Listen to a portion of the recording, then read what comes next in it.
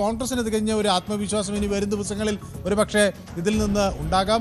എൽദോസ് കുന്നപ്പള്ളി തൻ്റെ അടുത്ത നീക്കമെന്ന് ഞാൻ പറയും എന്നൊക്കെ പറയുമ്പോൾ അത് ഒരു പക്ഷേ കൂടുതൽ പൊട്ടിത്തെറിയിൽ എൽദോസ് കുന്നപ്പള്ളി മാത്രമായിരിക്കില്ല മനു, അതിൽ നിരവധി ഘടകങ്ങൾ ഉണ്ടാകും. എൽദോസ് കുന്നപ്പള്ളിയെ അനുനയിപ്പിക്കാൻ സാധിച്ചു, പക്ഷെ അപ്പോഴും നിരവധി ആളുകൾ എൽദോസിനൊപ്പം സുധാകരന്റെ ഓഫർ വളരെ പ്രധാനപ്പെട്ടതാണ്. എന്താണ് സുധാകരന് നൽകിയ ഓഫർ കോൺഗ്രസ് പാർട്ടി എന്നുള്ളത് പ്രധാനപ്പെട്ടതാണ്. അത് കാത്തിരുന്ന് കാണേണ്ടി വരും. എൽദോസിനെ അനുനയിപ്പിക്കണം. മറ്റ് പല സ്ഥലങ്ങളിലും ഇപ്പോൾ റീഗോ രാജുവിനെ പോലുള്ള ആളുകളെയൊക്കെ ആലപ്പുഴയിൽ പരിഗണിച്ചിരുന്നു, അവർക്ക് സീറ്റില്ല. കായംകുളത്ത് ചില ആളുകൾ സീറ്റ് മോഹികളായി ഉണ്ടായിരുന്നു, അവിടെ ലിജു വരുന്നു. KP ശ്രീകുമാറിനെയും അരിത ബാബുവിനെയും പോലെയുള്ളവർ കായംകുളത്തുണ്ട്. അവരൊക്കെ പക്ഷേ അരിതയൊക്കെ ഇന്ന് രാവിലെ പോസ്റ്റ് ഇട്ടിരുന്നു ലിജുവിനൊപ്പമാണ് എന്നുള്ളത്. വരും ദിവസങ്ങളിൽ വരും മണിക്കൂറുകളിൽ ഒക്കെ ആകും ഇതിൻ്റെ ഒരു അനുരണനങ്ങൾ കാണാനാവുക എന്ന് പ്രതീക്ഷിക്കണം. അത് നമ്മൾ കാത്തിരുന്ന് കാണണം. പക്ഷേ ഒരു ആശ്വാസം എന്ന് പറയുന്നത് സുധാകരനെ അനുനയിപ്പിക്കാൻ സാധിച്ചു. സുധാകരൻ പാർട്ടിക്കൊപ്പം എന്ന് പറഞ്ഞു. ആ ഒരു കാറും കോളും ഒക്കെ അടങ്ങുന്ന പശ്ചാത്തലമുണ്ടായി. എൽദോസ് ഇപ്പോഴും ഇടഞ്ഞു നിൽക്കുന്ന സാഹചര്യമുണ്ട്. എൽദോസ് ഉയർത്തുന്ന ചോദ്യങ്ങളുണ്ട്. വിൻസെന്റിനെ പോലുള്ള ആളുകളെ എന്തുകൊണ്ട് പരിഗണിച്ചു, അല്ലെങ്കിൽ ശശിയെ പോലുള്ള ആളുകളെ എന്തുകൊണ്ട് CPM നിന്ന് കൊണ്ടുവന്ന് ആരോപണ വിധേയരായ ആളുകളെ പരിഗണിച്ചു എന്നുള്ള ചോദ്യങ്ങളൊക്കെ ഉണ്ട്. പക്ഷേ ഇതൊക്കെ ഈ കോൺഗ്രസിൻ്റെ ഞാൻ നേരത്തെ പറഞ്ഞ പോലെ എന്നുമുള്ള പ്രശ്നങ്ങളാണ്. അത് പരിഹരിച്ചുകൊണ്ട് അത് ഇപ്പോൾ തീർത്തുകൊണ്ട് ഇനി പ്രചരണ രംഗത്ത് നാളെ മുതലെങ്കിലും സജീവമാകാം. കുറച്ച് ദിവസങ്ങൾ മാത്രമേ ഉള്ളൂ നോമിനേഷനുമായി ബന്ധപ്പെട്ട്. അവധികളൊക്കെ ഒരുപാട് വരുന്നുണ്ട്. 1, 2, 3 ദിവസത്തിനകത്ത് നോമിനേഷൻ നൽകണം. അതിനുള്ള തയ്യാറെടുപ്പുകളിലേക്ക് നാളെ മുതൽ ഇറങ്ങുമെന്ന് കരുതാം അല്ലേ? ഇതിൽ സ്വാഭാവികമായും ആദ്യഘട്ടത്തിൽ തന്നെ സ്ഥാനാർത്ഥിത്വത്തിൻ്റെ കാര്യത്തിൽ ഉറപ്പ് ലഭിച്ച ആളുകൾ, നേതാക്കളെല്ലാം തന്നെ പ്രചരണ രംഗത്ത് സജീവമായി കഴിഞ്ഞിരുന്നു. ലിസ്റ്റ് വരുന്നതിന് മുൻപേ തന്നെ K മുരളീധരനെ പോലുള്ളവർ മണ്ഡല പര്യടനം ആരംഭിച്ചിരുന്നു. അങ്ങനെ എന്തെങ്കിലും ഒരു തരത്തിൽ ഒരു മാറുന്നൊരു സാഹചര്യം ഉണ്ടാകും എന്ന് കരുതാത്തവരൊക്കെ തന്നെ അവരുടെ പ്രചരണം സജീവമാക്കിയിരുന്നു. ഇപ്പം ചില ആളുകൾ ദീപ്തി മേരി വർഗീസിനെ പോലുള്ളവരൊക്കെ അവർക്ക് ഒരു പോസിറ്റീവ് സൈൻ കിട്ടിയ ഘട്ടത്തിൽ തന്നെ പോസ്റ്ററടിയും പ്രചാരണങ്ങളും ഒക്കെ ആരംഭിച്ചു. പക്ഷേ ഇപ്പോൾ പട്ടികയിൽ പേരില്ലെങ്കിലും അവരും സ്വാഭാവികമായി എല്ലാവരും ആദ്യഘട്ടത്തിൽ തന്നെ പ്രചരണം ആരംഭിച്ചിരുന്നു. അപ്പോൾ പ്രചരണത്തിനൊരു സമയക്കുറവ് എന്നത് ഇപ്പോൾ കോൺഗ്രസിനെ സംബന്ധിച്ചിടത്തോളം ഒരു പ്രതിസന്ധിയായി വരും എന്ന് കരുതാനാകില്ല. പക്ഷേ ഈ വിമത നീക്കങ്ങൾ കോൺഗ്രസിനെ എത്ര കണ്ട് ബാധിക്കും?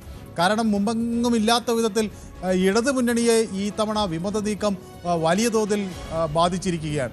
അത് കോൺഗ്രസിന് താരതമ്യേന കുറവാണെന്നൊരു ആശ്വാസമാണ് ഇപ്പോൾ പ്രതിപക്ഷ നേതാവ് VD സതീശൻ ഉൾപ്പെടെ മുന്നോട്ട് വയ്ക്കുന്നത്. അപ്പോൾ സ്വാഭാവികമായും ഈ ഒരു തെരഞ്ഞെടുപ്പ് കൂടുതൽ ആത്മവിശ്വാസം നൽകുന്നു എന്നാണ് കോൺഗ്രസ് വാദിക്കുന്നത്. പക്ഷേ ഇന്നും രാവിലെ ഇടത് കേന്ദ്രങ്ങളിൽ നിന്നൊരു പരിഹാസം നമ്മൾ കേട്ടത് MV ഗോവിന്ദൻ മാഷ് തന്നെ പറയുന്നുണ്ടായിരുന്നു. രണ്ടാമത്തെ പട്ടിക പുറത്തുവിടാൻ കഴിയാതെ അവർ പ്രയാസപ്പെടുകയാണ്. അതിൽ നിന്ന് തന്നെ അവർക്ക് ഉള്ളിലുള്ള ഈ തമ്മിലടി എത്ര രൂക്ഷമാണെന്ന് അറിയാം എന്നൊക്കെയുള്ള തരത്തിലുള്ള പ്രതികരണങ്ങൾ അദ്ദേഹം നടത്തുമ്പോൾ K സുധാകരൻ മാത്രമായിരുന്നു ഇവിടെ ഒരു പ്രതിബിംബമായി ഒരു പ്രതിസന്ധിയായി നിന്നിരുന്നത്.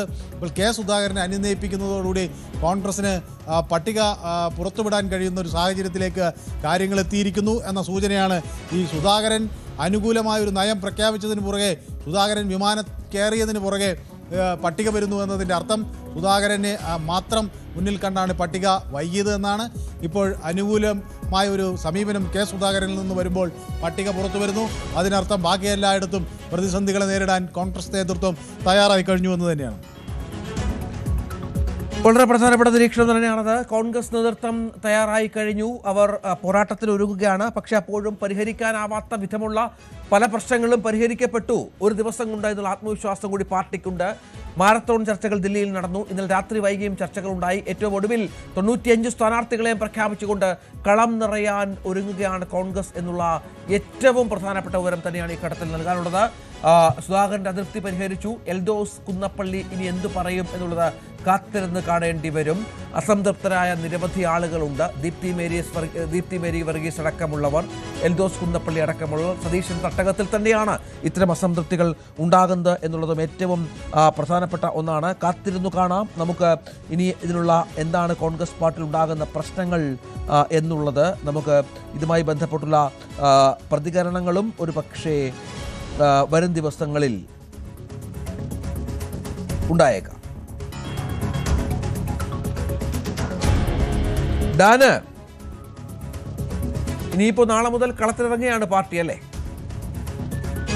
തീർച്ചയായിട്ടും ദിവസങ്ങൾ നീണ്ട ആകാംക്ഷകൾക്കും കാത്തിരിപ്പിനുമാണ് വിരാമമാകുന്നത്. അങ്ങനെ ഒരു പശ്ചാത്തലത്തിൽ ഈ പട്ടിക പുറത്തു വന്നിരിക്കുന്ന സാഹചര്യത്തിൽ ഇന്ന് രാത്രി തന്നെ ഒട്ടും വൈകേണ്ടതില്ലെന്നാണ് തീരുമാനം. കാരണം ഇന്ന് രാത്രി തന്നെ തെരഞ്ഞെടുപ്പ് പ്രചാരണ രംഗത്ത് സജീവമാകാനുള്ള നിർദ്ദേശം ഹൈക്കമാൻഡ് സ്ഥാനാർത്ഥികളാകാൻ പോകുന്നവർക്ക് ഉച്ചയോടെ മുതൽ നൽകി പുലർച്ചെ മുതൽ അത്തരത്തിലുള്ള സന്ദേശങ്ങൾ ലഭിച്ചതിന്റെ അടിസ്ഥാനത്തിലാണ് അരുവിക്കരയിൽ VS ശിവകുമാറും നേമത്ത് KS ശബരിനാഥനും നെയ്യാറ്റിൻകരയിൽ N ശക്തൻ ഉൾപ്പെടെയുള്ള നേതാക്കൾ സുദർശ പാലോട് വാമനപുരത്തുമൊക്കെ സജീവമാകുന്ന സാഹചര്യം ഉണ്ടായത്. അതായത് വളരെ ചുരുങ്ങിയ ദിവസങ്ങളാണ് നാമനിർദ്ദേശ പത്രിക സമർപ്പിക്കാനുള്ളത്. അതുകൊണ്ട് തന്നെ ഈ നൂലാമാലകളുണ്ട്. അപ്പം അതിനായി ഈ തർക്കങ്ങളുടെ പേരിൽ അതിന് തടസ്സം നേരിടരുതെന്ന ഒരു വിലയിരുത്തലിലാണ് അവർക്ക് നേരത്തെ തന്നെ അതിനായി തയ്യാറെടുക്കാനുള്ള നിർദ്ദേശം നൽകുന്ന ഒരു സാഹചര്യം ഉണ്ടായിരിക്കുന്നത്. എന്തായാലും ഒരു കാര്യം ഉറപ്പാണ്, നിലവിലെ സാഹചര്യത്തിൽ വരുന്ന 2 ദിവസങ്ങൾ പെരുന്നാളുമായി ബന്ധപ്പെട്ട അവധിയൊക്കെയാണ്. അതുകൊണ്ട് ഒരു ദിവസം മാത്രമായിരിക്കും പിന്നീട് പത്രിക സമർപ്പിക്കാനായി ലഭിക്കുക.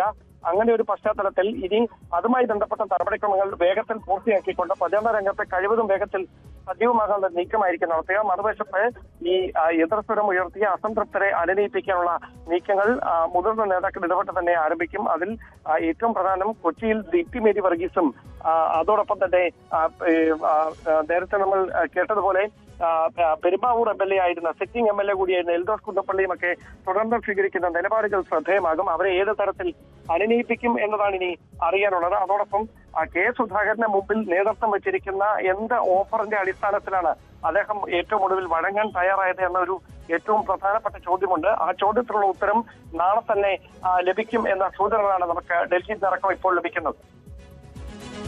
അതാണ് സാഹചര്യം. ഉദുമയിൽ കോൺഗ്രസ് സ്ഥാനാർത്ഥിയായി K നീലകണ്ഠൻ വരുന്നു. കല്യാശ്ശേരിയിൽ രാജീവൻ കപ്പച്ചേരി കോൺഗ്രസ് സ്ഥാനാർത്ഥിയായി വരുന്നു.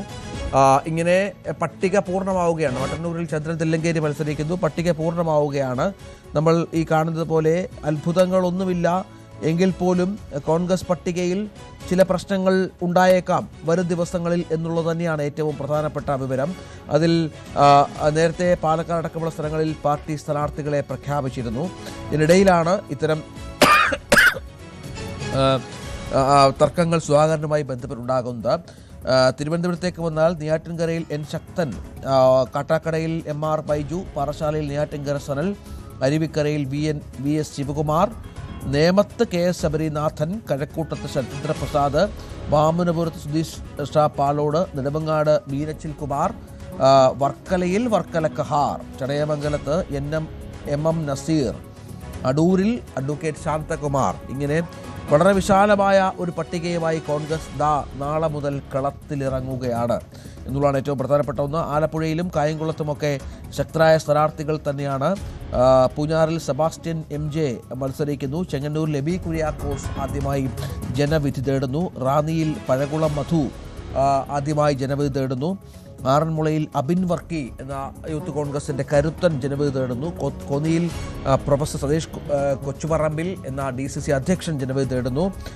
അങ്ങനെ എല്ലാ മണ്ഡലങ്ങളിലും ശക്തരായ പെരുമ്പാവൂരിൽ മനോജ് മൂത്തേടനാണ്. അതായത് എൽദോസ് കുന്നപ്പള്ളി മത്സരിക്കാത്ത പെരുമ്പാവൂരിൽ മനോജ് മൂത്തേടൻ മത്സരിക്കുന്ന സാഹചര്യം ഒരുങ്ങുന്നു. അങ്ങനെ എല്ലാ തരത്തിലും ഉള്ള സർപ്രൈസുകൾ മാറ്റിവെച്ച് നേരത്തെ പ്രതീക്ഷിച്ച രീതിയിലുള്ള വലിയ മാറ്റങ്ങളില്ലാതെയുള്ള 2ാം പട്ടിക കോൺഗ്രസ് ഇപ്പോൾ പുറത്തിറക്കിയിരിക്കുകയാണ്.